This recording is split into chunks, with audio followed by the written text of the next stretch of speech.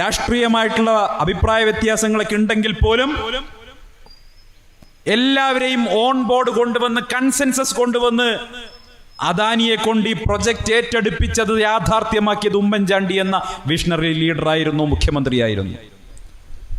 എന്നിട്ട് ആ മുഖ്യമന്ത്രിയെ ഈ കേരളത്തെ ഈ കേരളമാക്കി മാറ്റുന്നതിൽ നിർണായകമായിട്ടുള്ള നിയാമകമായിട്ടുള്ള പങ്കുവഹിച്ച ആ മുൻ മുഖ്യമന്ത്രിയെ ഒന്ന് സ്മരിക്കാൻ പോലും മിസ്റ്റർ പിണറായി വിജയൻ നിങ്ങൾ തയ്യാറായില്ല എന്ന് പറയുമ്പോൾ നിങ്ങൾ കേരളത്തെ നോക്കി കൊഞ്ഞനം കുത്തുകയാണ് ചെയ്തത്. കേരളത്തിലെ ജനങ്ങളുടെ ഓർമ്മശക്തിയെ, മേധാശക്തിയെയാണ് നിങ്ങൾ കൊഞ്ഞനം കുത്തിയത്.